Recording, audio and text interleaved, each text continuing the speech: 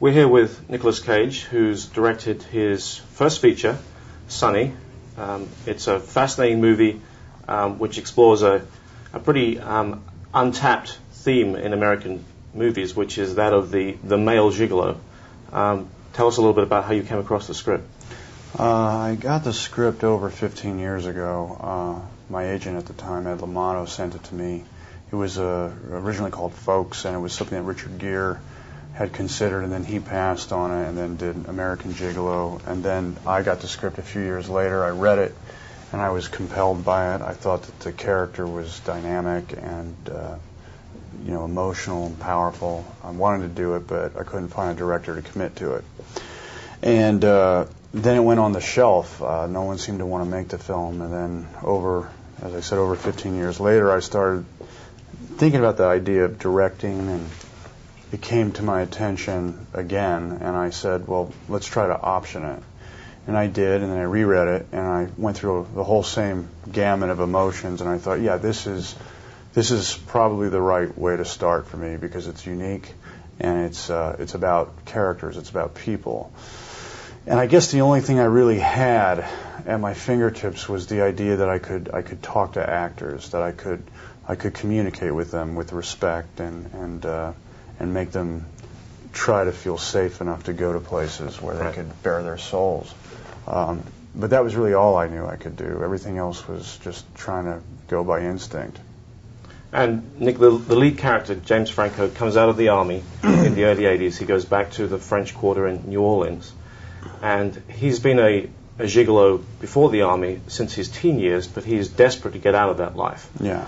But it seemed to me that he didn't try that hard to get out of the life. It seemed to me that he almost expected his attempts to live the square life. He expected those attempts to fail. Do you agree with that? I agree with any interpretation that anyone comes up with, and I would hesitate to impinge on anyone else's interpretation by what I think is going on in the movie. Right.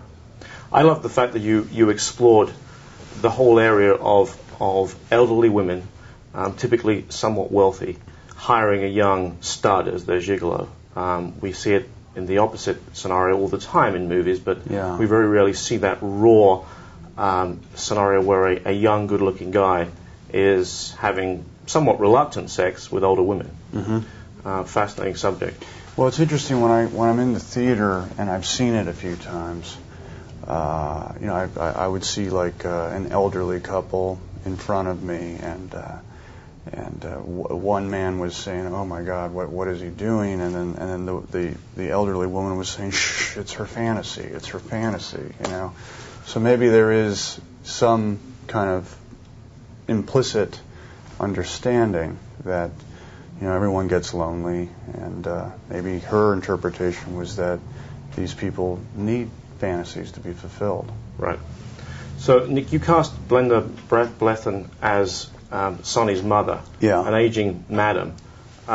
Challenging decision, I imagine, to cast a British actress with very much a working-class English accent to play a New Orleans madam. Well, I was such a huge fan of Brenda's. I'd seen Secrets and Lies, I'd seen Little Boys, and I also am aware that a lot of British actors are masters at accents, and Brenda's not the exception. She has 100-point golden ears. She put this very difficult accent, which is more like a slowed down Bronx sound, not your typical Southern sound, accent together in 4 days. And so I was very confident in Brenda, because I know what a consummate professional she is, and I needed that kind of training for that part. Right. Final question, Nick. Any particular director or movie or combination of both that influenced you the most as a director, as a first-time director? I think through osmosis, or just my upbringing and my decision to be an actor, Kazan has always influenced me.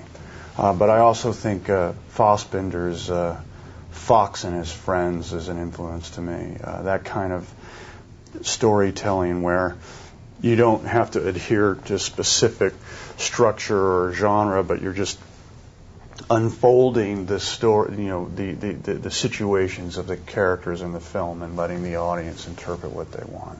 Right. I love the film. Thank Fabulous. you. Thank Thanks you very a lot. much.